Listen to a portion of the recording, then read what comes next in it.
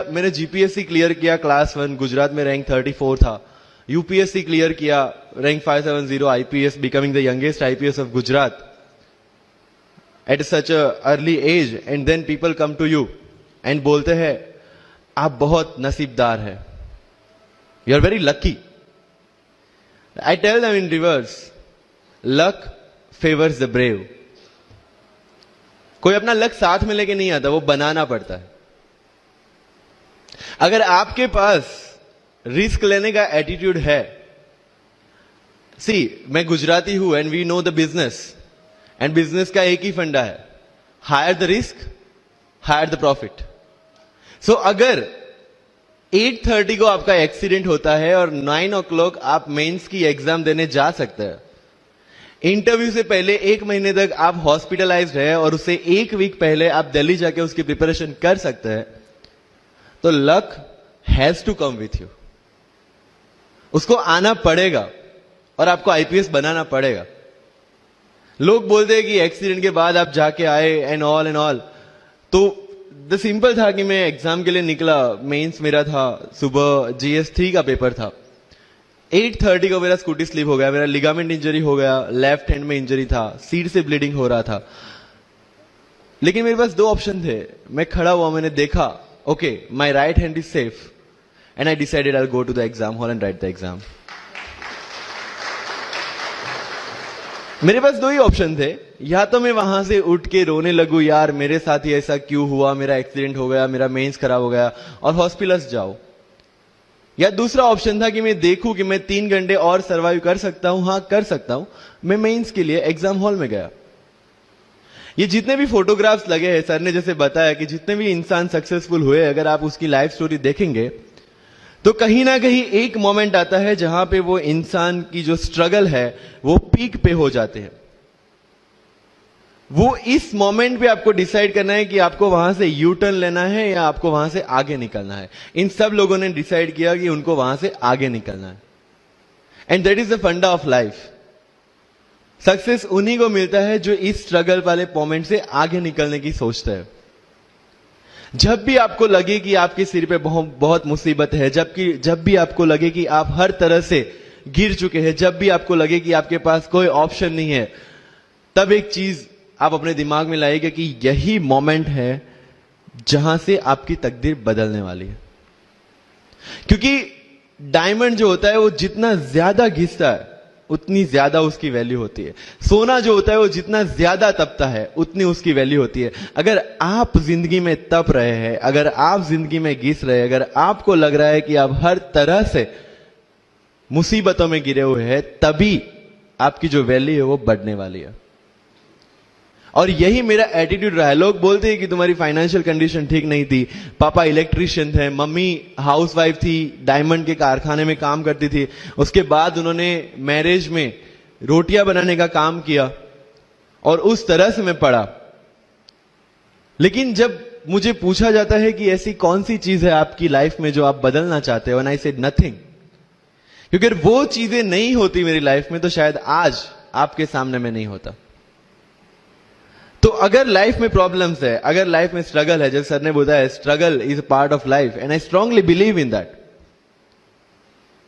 क्योंकि अगर हम दिल्ली में थे, मेरे दोस्त के साथ में निकला बाहर घूमने, तो बोलता है यार ऐसी लाइफ चाहिए, कोई मगजमारी नहीं, आराम से बैठते हैं पूरे दिन एसी वाले कमरे में, बहुत सारे पैसे हैं और कोई टेंशन नहीं, ऐसी लाइफ चाहिए मुझे। मेरे पास ऑप्शन है। बोलता क्या? बोला देख सामने एटीएम का रूम दिख रहा है, एसी वाला कमरा है, बहुत सारे पैसे, कोई मगजमारी नहीं, जॉब ले ले। क्यों IAS IPS में दिमाग खराब कर रहा है? अगर स्ट्रगल नहीं चाहिए तो you have to compromise with that life. जब भारत वर्ष का सपना चंद्रगुप्त ने देखा, चाणक्य ने देखा, और उस भारत वर्ष को बनाने के लिए जब ये संघर्ष जारी था, और तब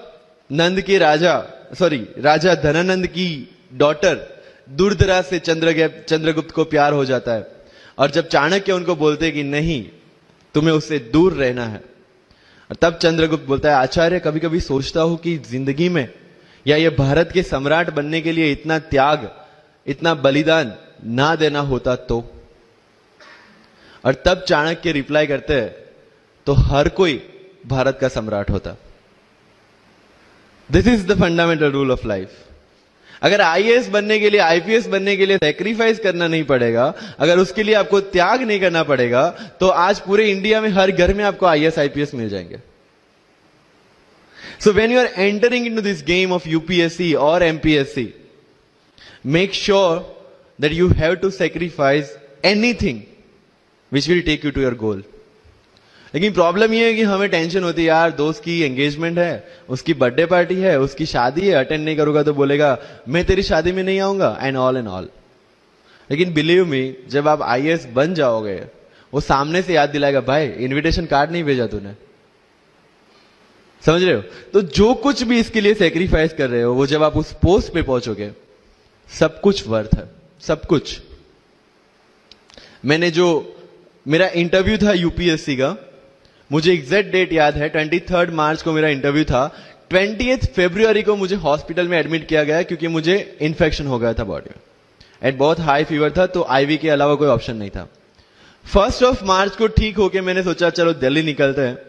2 मार्च को मैं दिल्ली पहुंचा। 3 मार्च को वापस से टॉन्सिलाइटिस का अटैक होने की वजह से फ्लाइट लेके वापस से Palanpur, Ahmedabad.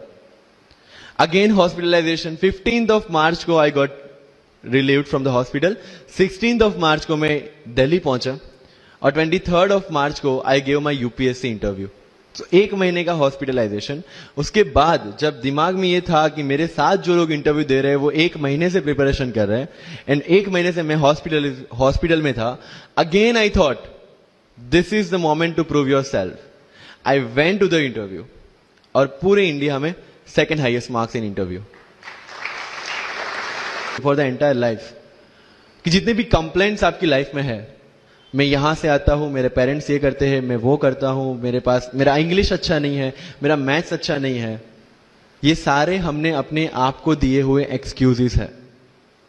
You have to find the solution by yourself. अगर इंग्लिश नहीं आता है, I can start with the 5th standard book, और 5th स्टैंडर्ड बुक से भी शुरुआत करने में अगर मुझे अपना ईगो बीच में आ रहा है, then I can not learn it at any stage of my life.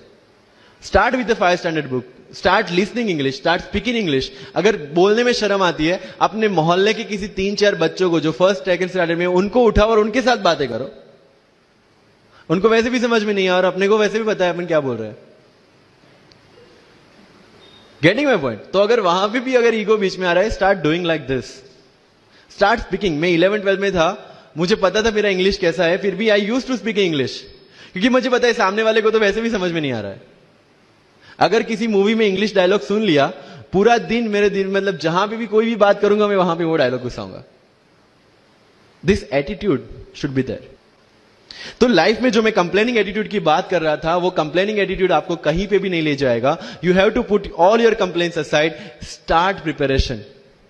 क्योंकि आज तक दुनिया यह मानती थी कि एक भी शब्द बिना बोले हम अपनी बात एक्सप्रेस नहीं कर सकते। तब हमारे साथ थे चार्ली चैपलिन, जिन्होंने एक भी शब्द बिना बोले सारी दुनिया को एंटरटेन किया। आज भी दुनिया जब यह मानती है कि सिर्फ औरतें अच्छा खाना बना सकती है, हमारे सामने संजीव कपूर, जिन्होंने पूरी दुनिया को भारत का स्वाद चखाया। आज भी अगर दुनिया यह मानती है कि अकेले इंसान से कुछ नहीं हो सकता, हमारे सामने महात्मा गांधी, जो अकेले चले थे और पूरा देश उनके पीछे चला था। आज भी दुनिया अगर यह मानती है कि धनवान बनने के लिए धनवान घर में पैदा होना जरूरी है, हमारे सामने धीरूभाई अंबानी, जिन्होंने पूरी दुनिया को एक सपना दिखाया, कर लो दुनिया मुट्ठी में, और आज रिलायंस इंडस्ट्री वर्ल्ड की और इंडिया की सबसे बड़ी इंडस्ट्री है। आज भी दुनिया अगर यह मानती है कि हम कम एज, ज्यादा एज में कुछ नहीं कर सकते, हमारे सामने अमिताभ बच्चन, जो आज भी 1 साल में 3 ब्लॉकबस्टर मूवीज देते हैं। अगर आप ये मानते हैं कि सिविल सर्विस में आने के लिए आपका बैकग्राउंड होना जरूरी है, आपके सामने Shahrukh Khan without any background आज भी बॉलीवुड का बादशाह है। अगर आज तक दुनिया ये मानती थी कि हम सिर्फ धरती पे रहने के लिए बने हैं, हमारे सामने नील आर्मस्ट्रॉन्ग,